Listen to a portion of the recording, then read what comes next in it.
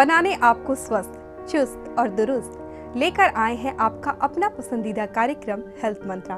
और इस कार्यक्रम में मैं तन्वी, आपकी दोस्त, अपने सभी दर्शकों का दिल से स्वागत करती हूँ। कहते हैं स्वस्थ शरीर का सही पैमाना हृदय के स्वस्थ रखने से जाना जाता है। आज के समय में जीवन की भागदौड़ में हम अपने हृदय की अनदेखी करते जा रहे हैं, उसे बहुत ज़्यादा तकलीफ पहुंचा रहे हैं और यही तकलीफ आगे चलकर नासूर बन जाती है। बदलते लाइफस्टाइल में दिनों दिन हमारी मानसिक शक्ति का ह्रास होता जा रहा है, साथ ही साथ शारीरिक शक्ति भी क्षीण होती जा रही है। आज की कड़ी में हम आपको उन तमाम पहलुओं की जानकारी देंगे जो हमारे हृदय को अप्रत्यक्ष या प्रत्यक्ष दोनों रूप से प्रभावित कर रहे हैं। तो आइए इन बातों की जानकारी पाते हैं ताकि हमारे जीवन की राह आसान हो सके। आज के दौर में हमारे जीवन शैली में तीव्र गति से बदलाव आ रहा है। इससे हमारे शरीर पर कई तरह के बुरे प्रभाव पड़ रहे हैं। सबसे ज्यादा चर्चा हृदय आघात की हो रही है। आज के डेट में जिसे देखिए वो व्यस्त है, सबको एक तरह की आगे बढ़ने की होड़ लगी हुई है, स्ट्रेस लेवल बढ़ता जा रहा है। ये डायरेक्टली और इनडायरेक्टली हार्ट को अफेक्ट करता है। डायरेक्टली करने का मतलब ये है कि हार्ट की धड़कन बढ़ जाती है, धड़कन बढ़ती है, कुछ शरीर में ऐसे हार्मोन्स के सिक्रेशन होने लगते हैं व्यस्त लाइफ में, हमारी रूटीन लाइफ स्टाइल चेंज होने से, कि वो ब्लड प्रेशर को बढ़ाते हैं। हमारी फूड हैबिट चेंज हो जाती है जब हम व्यस्त होते हैं बहुत ज़्यादा, तो उससे हमें डायबिटीज़ होने की संभावना बढ़ जाती है। प्लस आप देखेंगे जो जितना व्यस्त होता है, कितना भी हम लोग कोशिश करते हैं, एडवाइस करते हैं कि स्मोक नहीं करें, वो स्मोक भी करने लगते हैं। तो बहुत सारी चीज़ें डायरेक्टली और इनडायरेक्टली इन्वॉल्व हो जाती है जो हार्ट को अफेक्ट करती है। इस सब कारणों की वजह से हार्ट डिजीज़ की संख्या, हार्ट डिजीज़ पर्सन्स की संख्या हमारे देश में काफ़ी तेज़ी से बढ़ रही है। और इसे जो कहा जाता है ना कि एक वे हार्ट डिजीज़ को कम करने की, उसमें अपने जीवन शैली को सुधार करके उसे कम किया जा सकता है। आजकल शरीर की ज्यादातर समस्या को बढ़ाने में तनाव का अहम स्थान माना जाता है। तनाव से कई मानसिक समस्याएं भी बढ़ रही हैं। इसका सीधा प्रभाव हमारे मस्तिष्क और हृदय पर पड़ता है। इसलिए कोशिश करें कि मानसिक तनाव से बचें। तनाव तो आज के जीवन का अभिन्न अंग हो गया है। आप जिसे देखेंगे, या वो बच्चा हो या यंग एडल्ट हो या एल्डरली हो या जो भी है, आज के डेट में सब तनाव से कहीं किसी न किसी लेवल का तनाव सबके पास है। कहना ये है कि अगर एक बात हमेशा ध्यान रखना चाहिए कि हार्ट डिजीज़ को आप ट्रीट ही नहीं कर सकते, मतलब इलाज ही नहीं कर सकते, आप उसे होने से रोक सकते हैं, प्रिवेंट कर सकते हैं। प्रिवेंटेबल डिजीज़ है और प्रिवेंट करने का सबसे अच्छा उपाय जो रिस्क फैक्टर माना गया है, अगर हम उसे कम कर दें, कम हमारी लाइफ स्टाइल से डायरेक्टली रिलेटेड है कम होना।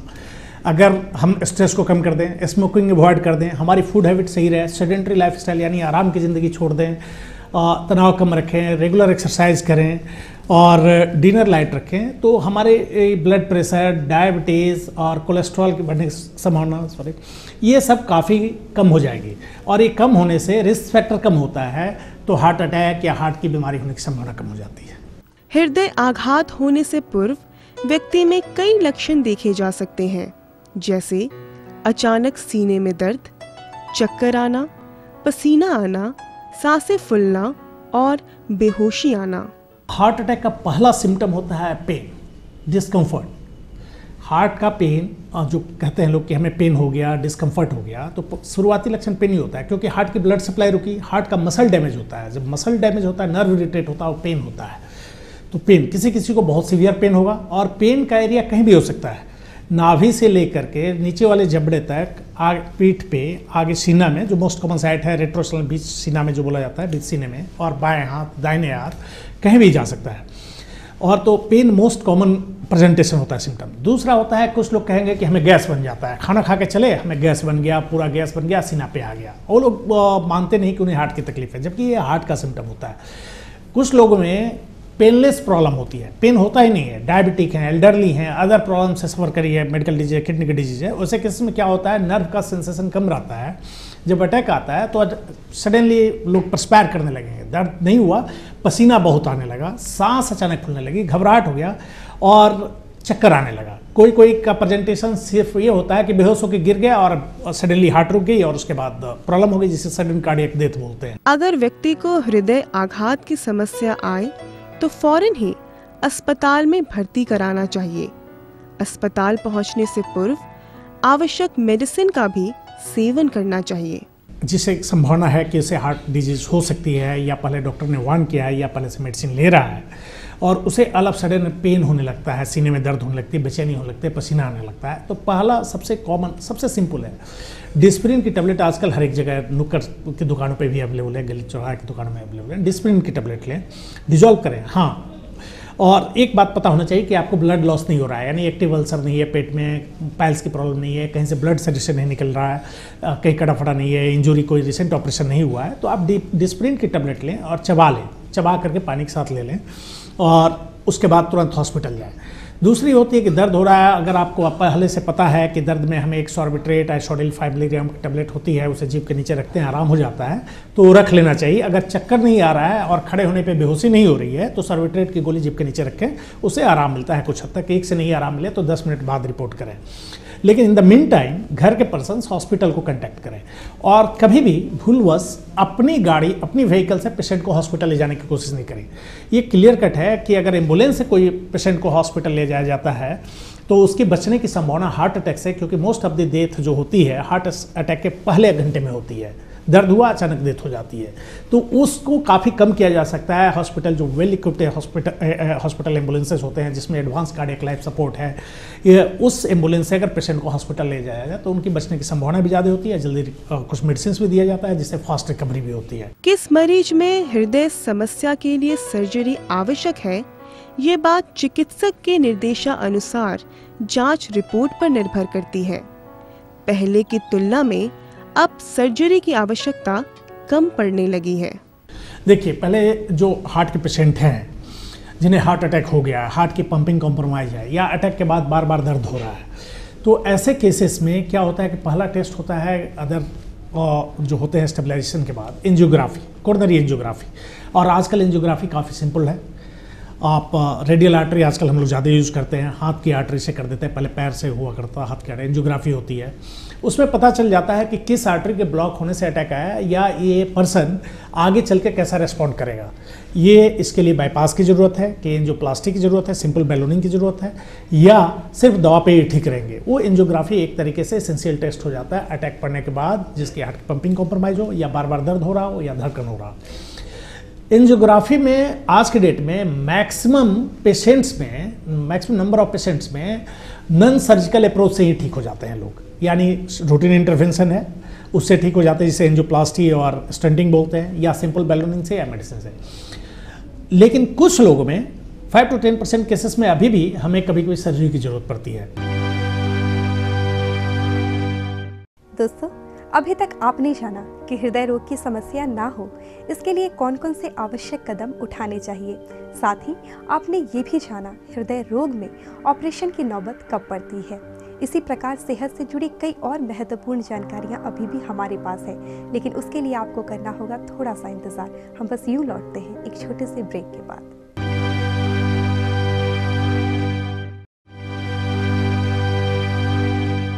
ब्रेक के बाद एक बार फिर से मेरे सभी दोस्तों का बहुत बहुत स्वागत हेल्थ मंत्रा में। और आज हम बात कर रहे हैं हृदय को स्वस्थ रखने के विषय में। दोस्तों, हृदय रोग का खतरा सबसे ज़्यादा मधुमेह से पीड़ित व्यक्तियों को होता है, इसलिए मधुमेह से पीड़ित व्यक्तियों को सामान्य व्यक्तियों की तुलना में ज़्यादा परहेज करना चाहिए। इन्हें अपने दिनचर्या और खान पान में विशेष सतर्कता बरतनी चाहिए। बदलते लाइफस्टाइल में हृदय रोग की आशंका से ना तो कम उम्र के युवा और ना ही महिलाएं अछूती रह गई हैं। आइए इस विषय पर आपको ढेरों जानकारी देते हैं अपने इस खास सेगमेंट में। पहले हृदय रोग की समस्या की संभावना भारत में करीब 45 वर्ष उम्र के बाद के लोगों में देखी जाती थी, लेकिन बदलते लाइफस्टाइल में नए उम्र के लोगों में भी ये समस्या तेजी से बढ़ रही है। यहाँ पे अर्ली एज में हार्ट अटैक हो रहा है, यंग एडल्ट्स में हो रहा है। क्यों? जैसा मैंने बताया कि हमारी लाइफ स्टाइल चेंज हो गई है, हमें स्मोक ज़्यादा करने लगे हैं, जंक फूड ज़्यादा लेने लगे हैं, हमें रिस्क फैक्टर ज़्यादा होने लगा है, हम डिनर हेवी लेते हैं, ब्रेकफास्ट हम स्किप करते हैं क्योंकि काम पे जल्दी जाना है, दौड़ते हुए चले जाते हैं, नाश्ता नहीं करते हैं, लौटे काम करके जम के खाना खाया, स्वीट्स लिया, तली हुई चीज़ें ज़्यादा खाया, बीच में भी हम जंक फूड लेते रहते हैं, स्ट्रेस लेवल बढ़ा हुआ है। ये डायरेक्टली इनडायरेक्टली हार्ट को अफेक्ट करता है। डायरेक्टली कहने का मतलब ये सारी चीज़ कोलेस्ट्रॉल ज़्यादा होते हैं, हार्ट में डिपॉजिट होने लगते हैं। हमने अपने इस सेंटर पे 21 साल के बच्चे का एंजियोप्लास्टी किया हुआ है, 23 साल के बच्चे का किया हुआ है। अब इंडिया में आज के डेट में 45 to 55 ईयर्स, 45 से पहले किसी को हार्ट अटैक आता है पहले, तो उसे हम लोग यंग बोलते हैं। बच्चों में कई कारणों से हृदय रोग की समस्या बढ़ी है, कभी वायरल तो कभी संक्रमण तो कभी हाइपरटेंशन की वजह से बच्चों में तरह तरह की हृदय समस्या देखी जाती है। अभी भी हम थर्ड वर्ल्ड में आते हैं, हमारे देश में अभी भी देखेंगे maximum death infectious disease other से होते हैं। तो इन्फेक्शन तो एक रीजन है ही जिसमें रूमेटिक हार्ट होता है। रूमेटिक हार्ट डिजीज की वजह से बच्चों की वाल्व इन्वॉल्व हो जाती है, जॉइंट पेन अर्ली एज में 3 से 15 साल के बीच में होता है, ये एक मेजर है। दूसरा कंजेनाइटल हार्ट डिजीज जो बाय बर्थ ही डिफेक्ट है बच्चों में, जिसे कंजेनाइटल हार्ट डिजीज बोलते हैं, वो कॉमन है। थर्ड है जैसा इन्फेक्शन रूमेटिक हार्ट डिजीज के बाद एक होता है मायोकार्डाइटिस।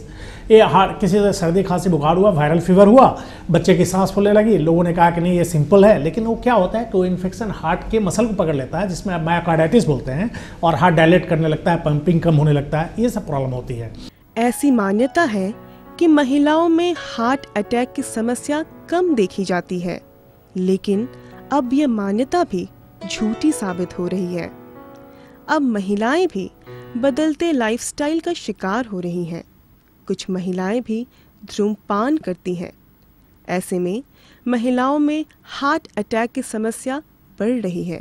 हार्ट अटैक की संभावना औरतों में देखेंगे ना, अगर उन लोगों में मेनोपॉज के पहले कम होता है, डेफिनेटली कम होता है, लेकिन मेनोपॉज होने के कुछ दिनों बाद ऑलमोस्ट इक्वल हो जाता है। जितना मेंस को होता है उतना वुमेन्स को भी होता है, औरतों को भी होता है। तो मेन ये जो मेंस्ट्रुएटिंग वुमेन होते हैं जिनमें पीरियड्स आते रहते हैं, वो उसमें कुछ हार्मोनल ये होता है जो कार्डियो प्रोटेक्टिव होता है, जो हार्ट को प्रोटेक्ट करता है, हार्ट की ब्लड वेसल को प्रोटेक्ट करता है, बैड कोलेस्ट्रॉल के लेवल को बढ़ने नहीं देता है, हार्ट की नलियों को सिकुड़ने जल्दी नहीं देता है। लेकिन वही लेडी अगर डिस्लाइपिडेमिक यानी कोलेस्ट्रॉल बहुत ज़्यादा है, लाइफस्टाइल गलत है, स्मोकिंग कर रही हैं, तो उनमें तो हार्ट डिजीज़ की संभावना बढ़ी जा रही है। तो आज के डेट में जैसे अभी भी प्री मेनोपॉज जिसे बोलते हैं, उसमें हार्ट अटैक की संभावना औरतों में कम रहती है। ऐसे लोग जो आराम तलब जिंदगी जी रहे हैं या फिर जो बिल्कुल ही शारीरिक परिश्रम ना करते हो, उन्हें हार्ट अटैक की समस्या हो सकती है। हार्ट अटैक होने की या हार्ट डिजीज की संभावना वैसे लोगों में ज़्यादा होती है जिनकी फैमिली हिस्ट्री पॉजिटिव है, यानी घर में किसी को अपने माँ बाप जी भाई बहन किसी को हार्ट अटैक हुआ है या हार्ट डिजीज की प्रॉब्लम है। खास करके मेल मेंबर्स में 55 साल के पहले, फीमेल मेंबर्स में 65 के पहले अगर हार्ट की डिजीज़ हुई है तो ऐसे लोगों में हार्ट डिजीज़ की संभावना उनके फैमिली मेंबर्स को बढ़ जाती है। दूसरा है जो डायबिटिक है, हाइपरटेंसिव है, स्मोक करते हैं, सेडेंटरी लाइफ स्टाइल लीड करते हैं, ओबेसिटी है, रेगुलर एक्सरसाइज नहीं करते हैं, ऐसे लोगों में हार्ट अटैक होने की संभावना बढ़ जाती है। जो व्यक्ति डायबिटीज से सफ़र कर रहे हैं उन्हें सामान्य व्यक्ति से ज़्यादा परहेज करने की ज़रूरत है, क्योंकि ऐसे मरीज में हृदय रोग की समस्या की संभावना कई गुना ज़्यादा बढ़ जाती है। जिसे आज के डेट में जो डायबिटिक है ना, उसे कहा जाता है कि हार्ट डिजीज़ का पेशेंट हो गया, क्योंकि डायबिटीज़ को कोरोनरी आर्टरी इक्विवेलेंट बोला जाता है, कोरोनरी आर्टरी डिजीज इक्विवेलेंट। तो उनमें संभावना 2 से नॉर्मल पॉपुलेशन से 2 से 4 गुना ज़्यादा हो जाती है हार्ट अटैक होने की और हार्ट की बीमारी होने की, जिसे एंजाइना बोलते हैं या अटैक बोलते हैं। तो डायबिटिक पेशेंट्स को एक्स्ट्रा प्रिकॉशंस लेने पड़ते हैं नॉन डायबिटिक से। उनको लाइफस्टाइल तो चेंज करने के साथ साथ कोलेस्ट्रॉल लेवल टेस्ट करानी होती है। कुछ लोगों में कोलेस्ट्रॉल की मेडिसिन नॉर्मल रहते हुए भी लेनी पड़ती है, जिनमें फैमिली हिस्ट्री है, अदर प्रॉब्लम्स है। स्मोकिंग ये सब डेंजरसली उस अटैक के लेवल को बढ़ा देता है। स्मोक ये सब नहीं करना होता है। शुगर के प्रॉपर कंट्रोल करनी होती है। डायबिटिक हाइपरटेंसिव भी हो जाता है, 25 to 30% केसेस में डायबिटिक हाइपरटेंसिव भी होते हैं। तो हाइपरटेंशन के भी प्रॉपर यानी ब्लड प्रेशर प्रॉपर कंट्रोल होनी चाहिए।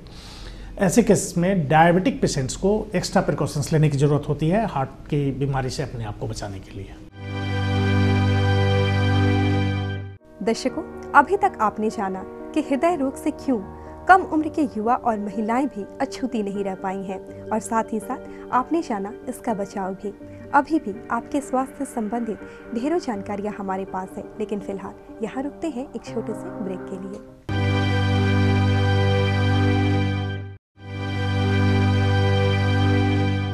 ब्रेक के बाद एक बार फिर से आप सभी दर्शकों का बहुत बहुत स्वागत हेल्थ मंत्रा में। और अब हम बात कर रहे हैं स्वस्थ हृदय के लिए आवश्यक सावधानी के विषय में। दोस्तों, हमारे समाज में धूम्रपान एक जहर की तरह फैल रहा है।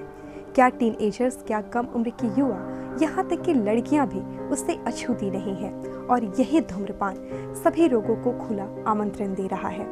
हमारे समाज में पहले की दिनचर्या को भी बुरी तरह से प्रभावित किया गया है। अब लोगों में ना तो शारीरिक परिश्रम को लेकर और ना ही खान पान को लेकर किसी प्रकार का जुनून देखा जा रहा है, और यही कदम उनके लिए काफ़ी खतरनाक साबित हो रहा है। आइए हम आपको इस विषय में जानकारी देते हैं।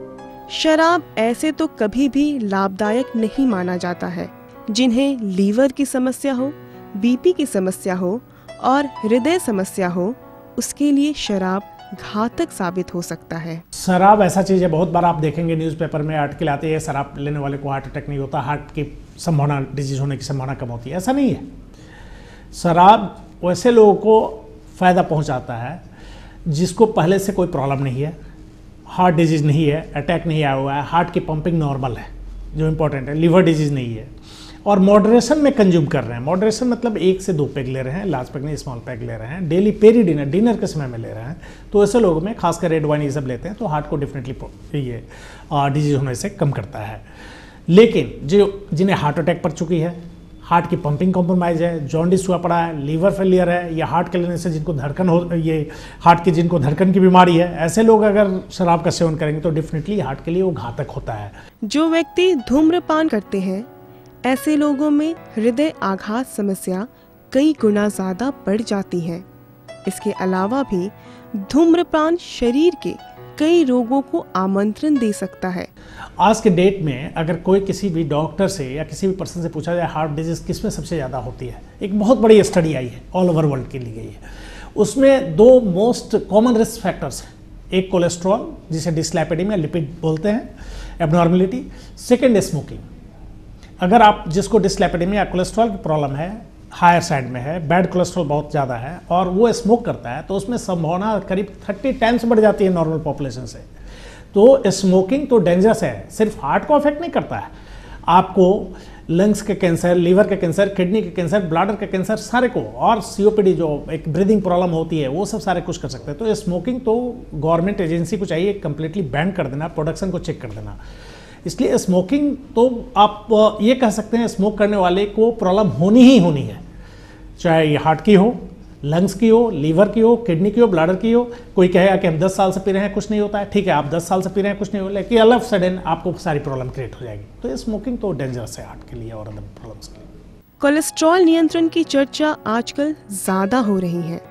कोलेस्ट्रॉल बढ़ने से शरीर में कई समस्याएं बढ़ सकती हैं। खासकर रक्त सप्लाई की प्रक्रिया सबसे ज्यादा प्रभावित होती है।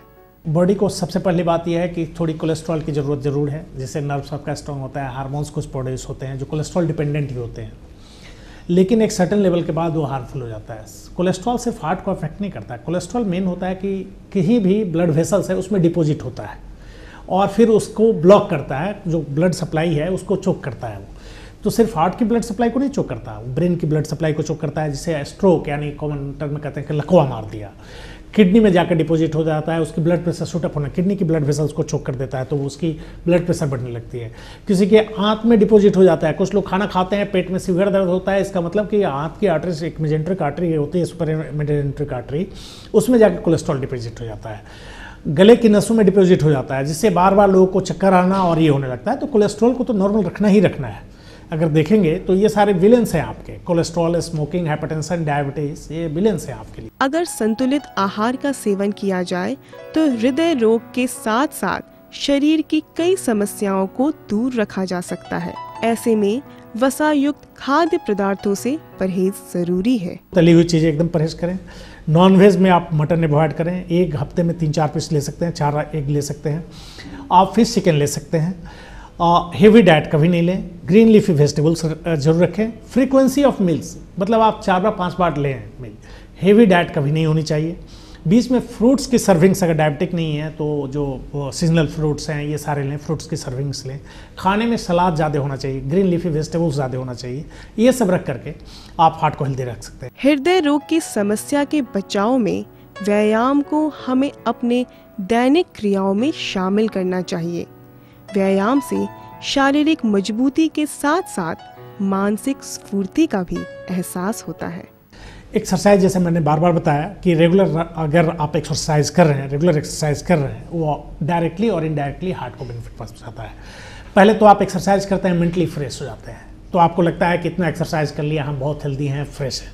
सही बात है, वो उससे एक मेंटल सेटिस्फेक्शन होती है। दूसरा, ब्लड वेसल्स में कुछ प्रॉब्लम्स जो हो जाते हैं, जैसे स्पाज्म जो बोलते हैं, सिकुड़ना, वो कम होने लगता है। ब्लड प्रेशर थोड़े हद तक कम हो जाता है। लेकिन जो एक्सरसाइज नहीं कर रहे हैं, सडनली जंप नहीं करना चाहिए एक्सरसाइज करने के लिए। अगर सडनली जंप करते हैं तो वो एक्सरसाइज उनको हार्म करता है। तो जैसा मैंने बताया कि हफ्ते में डेली नहीं तो 4 से 5 दिन 30 to 40 मिनट्स जरूर एक्सरसाइज करें। एक्सरसाइज बॉडी बिल्डिंग एक्सरसाइज नहीं, जिसे आइसोमेट्रिक नहीं है, वो एडवाइजेबल नहीं है। आप डायनेमिक, जैसे आप ब्रिस्क वॉक करें, सबसे अच्छा एक्सरसाइज है आप तेज चलें, 30 से 40 मिनट तेज चले, पैदल चल रहे हैं और तेज चल रहे हैं, स्लो नहीं पेस में नहीं कि मैं टहलता हूँ। डेली आप आधा घंटा क्या 2 घंटा टहलते हैं, लेकिन नॉर्मल पेस में टहलते हैं, उससे कोई बेनिफिट हार्ट को नहीं मिलने वाला है, किसी ऑर्गन को बेनिफिट नहीं मिलने वाला है। आप ब्रिस्क वॉक करें, तेज चलें और 30 से 40 मिनट तेज चलें, स्विमिंग करें, साइकिलिंग करें, ये सब डायरेक्टली आपको और इनडायरेक्टली हार्ट को प्रोटेक्ट करता है।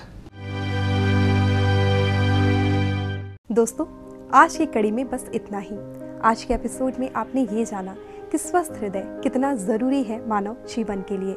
जिंदगी के दौर में भागते भागते, स्वास्थ्य के नियमों की अनदेखी करते करते कहीं हम अपने हृदय को इतनी बुरी तरह से आघात ना पहुंचा दें कि हमारे आगे की जिंदगी नारकीय हो जाए। इस बात का पूरी तरह से ध्यान रखिए और हमारे कार्यक्रम में दिखाए गए सभी बातों को अपनी जिंदगी में लागू करने की कोशिश कीजिए, जिससे आप स्वस्थ रहेंगे ही साथ एक स्वस्थ समाज का निर्माण भी कर सकेंगे।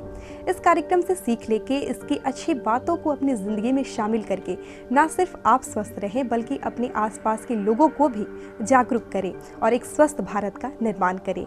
दोस्तों, आप और आपकी बातें हमारे लिए हैं बेहद खास और आपके सुझाव ही हमारे कार्यक्रम को बनाते हैं और ज़्यादा खूबसूरत। आपके सुझावों का हमें बेसब्री से रहता है इंतज़ार और सुझाव के लिए ज़रूरी है कि हमारा ईमेल आईडी आपके पास हो। तो फटाफट उठाएं कागज़ और कलम और नोट करें हमारा ईमेल आईडी। हमारा ईमेल आईडी है etvhealthmantra@gmail.com। इन्हीं शुभकामनाओं के साथ मैं तन्वी अपनी पूरी हेल्थ मंत्रा की टीम की तरफ से आपसे लेती हूँ इजाज़त। नमस्कार।